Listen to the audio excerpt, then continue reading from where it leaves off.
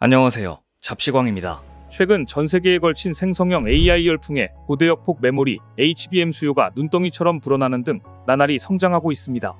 앞서 HBM에서 시장을 먼저 선점한 SK하이닉스의 경우 올해 2분기 글로벌 D램 시장 점유율이 30%를 돌파하며 이런 시장 분위기를 방증했는데요. 실제로 그동안 삼성이 40%대 초중반의 점유율을 기록했던 것과 달리 SK하이닉스는 20%대 중후반을 유지해왔는데 이번에 1위인 삼성과의 점유율 격차를 10년 내 가장 근소한 수준으로 줄였습니다. 이렇게 최근 SK하이닉스의 점유율이 껑충 뛰게 된 건 AI 열풍 영향이 큰데 챗GPT 같은 AI 분야 데이터 처리에 쓰이는 GPU에 HBM이 대거 탑재되기 때문입니다. 시장조사 업체 옴디아는 연초 50% 이상 성장할 것으로 예상했던 HBM 수요가 올해와 내년에 100% 이상 성장할 것이라고 전망했습니다. 앞서 2021년 SK하이닉스는 현존 최고 사양인 HBM3 개발을 완료하고 작년에 양산에 성공하며 HBM 부문에서 한 발 앞서 나가고 있는데요. 하지만 삼성이 SK하이닉스를 향한 추격의 고삐를 바짝 쥐고 있는 모습입니다. 실제로 삼성이 올해 4분기부터 세계 1위 GPU 업체인 미국 엔비디아에 HBM3를 공급한다는 소식이 전해지는 등 반전의 기회를 잡은 건데요. 반도체 업계에 따르면 최근 삼성은 엔비디아의 HBM3 최종 품질 테스트를 통과했고 이에 따라 4분기부터 공급할 것으로 알려졌습니다. 엔비디아는 생성형 AI의 필수적인 AI 가속기 시장에서 독주하고 있는 중으로 AI 가속기에는 HBM이 필수적으로 탑재됩니다. 앞서 생성형 AI 시장의 예상보다 빠른 성장세에 엔비디아는 SK하이닉스에 주문을 집중했다지만 수요가 지속적으로 늘자 삼성에게 추격할 기회가 온 것으로 보입니다. 시티증권은 삼성은 내년 중 HBM3 주요 공급사 중 하나로 자리 잡을 것이라며 내년에는 엔비디아가 사용하는 HBM3의 30%까지 공급할 수 있게 될 것이라고 전망했습니다. 삼성은 2분기 컨퍼런스콜에서 HBM3의 경우 업계 최고 수준으로 고객콜을 진행하고 있다며 차세대인 HBM3P는 24GB 기반으로 하반기 출시 예정이라고 공개한 바 있습니다. 이렇듯 현재 SK하이닉스는 엔비디아에 독점 공급하고 있지만 삼성의 HBM3 공급 개시로 구도에 변화가 생기는 등 HBM 시장 선두자리를 놓고 치열한 대격돌이 시작될 것으로 보이는데요. 실제로 반도체 업계에서는 삼성이 엔비디아의 HBM3 공급에 나서면서 SK하이닉스의 HBM3 독점 구조가 흔들릴 수 있다고 관측했습니다. 특히나 삼성은 이런 변화 속에서 대용량 고성능 D램을 미리 선보이면서 시장을 선점할 큰 그림을 그리고 있는데요. 지난 1일 삼성은 반도체 업계 최초로 12나노미터급 32GB DDR5 D램을 개발했다고 밝혔는데 32GB는 D램 단일 칩 기준 역대 최대 용량입니다. 이에 따라 AI, 자율주행 등 첨단 기술 확산으로 확대되고 있는 고성능 고효율 메모리 칩 시장에서 삼성이 한 발 앞서 나가게 됐다는 평가가 나옵니다. 특히나 32GB DDR5 D램은 최근 수요가 폭증하고 있는 HBM의 생산성에도 도움을 줄 수 있습니다. SK하이닉스와 마이크론은 32GB 제품의 양산 시점을 내년으로 잡고 있는데 삼성이 이번에 치고 나가면서 메모리 세계 1위 기업으로서의 초격차를 확인시켰는데요. 상황이 이러자 증권가에서도 낙관적인 전망을 계속 내놓고 있는 중으로 삼성의 주가 역시 약 한 달 만에 7만원을 회복하며 반등의 조짐을 보였습니다. 이와 관련해 KB증권은 삼성의 HBM 점유율 확대와 파운드리 실적 개선을 고려할 때 고점이었던 9만원을 돌파할 가능성이 크다고 내다봤습니다. 기존의 엔비디아는 고성능 AI 칩 H100을 생산할 때 전체 설계는 엔비디아가 실제 생산과 패키징은 TSMC가 HBM은 SK하이닉스에게 각각 맡겼는데요. 인공지능 시대가 열리면서 새로운 반도체가 필요해졌고 이를 구현하기 위해 제조 방법은 물론 설계, 소재, 부품, 장비, 패키징까지 공급망 전반의 변화가 불가피하기 때문입니다. 실제로 연산을 처리하는 GPU와 데이터를 저장하는 HBM이 마치 하나의 칩처럼 연결된 H100의 설계 구조는 오늘날 반도체 시장의 게임의 룰이 바뀌고 있음을 단적으로 보여주는 사례로 꼽힙니다. 특히나 H100의 등장으로 반도체 후공정 개념이 바뀌었는데 이런 패러다임 변화는 삼성의 진짜 강점을 여실히 드러낼 수 있는 절호의 기회가 되고 있습니다.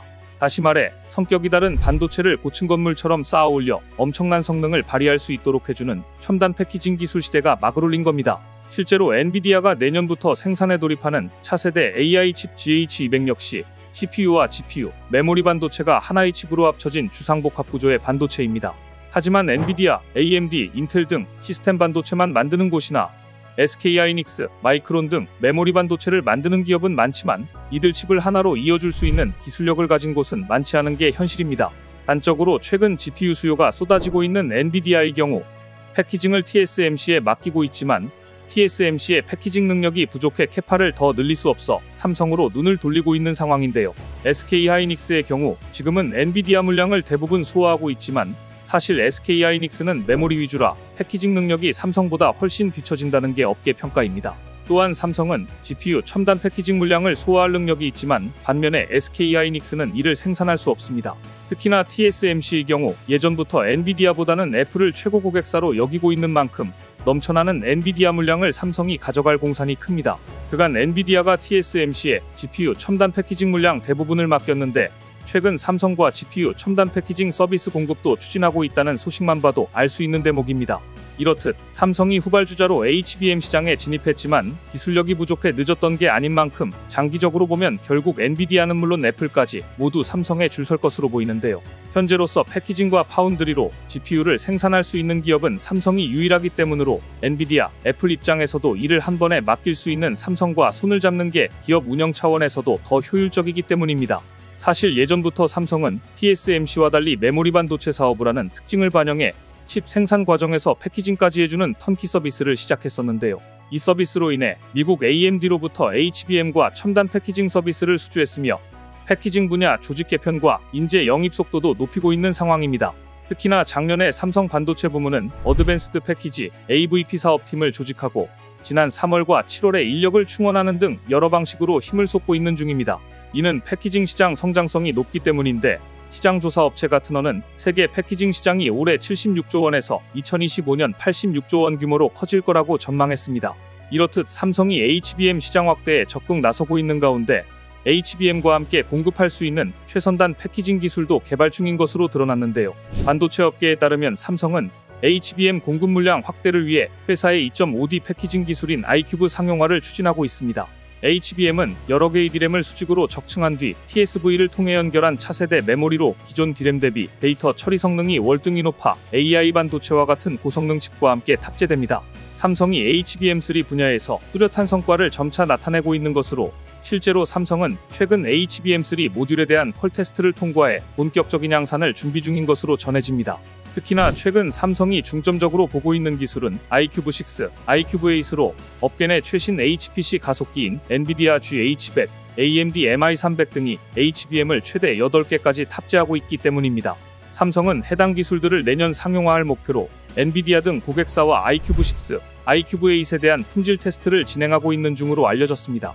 이렇듯 삼성이 HBM 2.5D 패키징을 엔비디아와 AMD에 함께 제공할 경우 HBM을 단품으로 넣는 것보다 공급 물량을 획기적으로 늘릴 수 있어 이들 업체들이 삼성에게 더욱더 힘을 실어줄 것으로 보이는데요. 삼성에겐 이번 기회로 종합반도체 1위 글로벌 기업으로 올라서게 될 것으로 보입니다. 그것도 그럴 것이 현재 TSMC의 위기도 겹친 상황이라 삼성에게 유리한 판이 깔렸습니다. 글로벌 데이터에 따르면 최근 TSMC와 미국 사이 관계가 악화되면서 TSMC가 미 애리조나에 신설하는 반도체 공장 가동 일정이 지연되고 있는 중입니다. 미 현지 노동자들과의 갈등이 수면 위로 떠오른 데다 바이든 정부에서 제공하는 보조금 규모도 불투명해진 상황이라 투자를 백지화하고 완전히 철수할 수 있다는 전망이 나옵니다.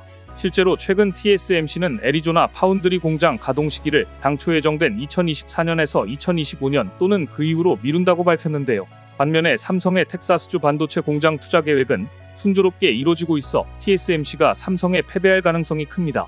이런 가운데 최근 TSMC가 중국 본토 공략에 속도를 내면서 상황 판단마저 잘못하고 있는데요.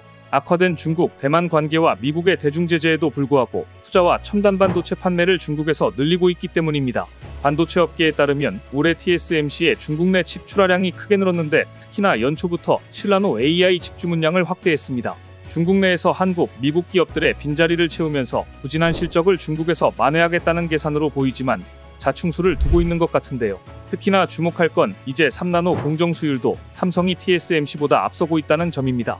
증권가에서는 삼성이 3나노에서 TSMC와 비슷하거나 그 이상의 수율을 확보한 것으로 분석하고 있습니다. 시장조사기관 아레텔 리서치는 TSMC의 3나노 수율이 55%인 반면 삼성은 60%에 이르는 것으로 추정했습니다. 삼성은 TSMC의 3나노보다 더 진화된 GAA 공정을 활용하면서도 3나노 수율이 더 높은데 이렇듯 수율 개선, GAA 공정 선점으로 삼성이 TSMC로부터 고객사를 뺏어올 일만 남은 겁니다.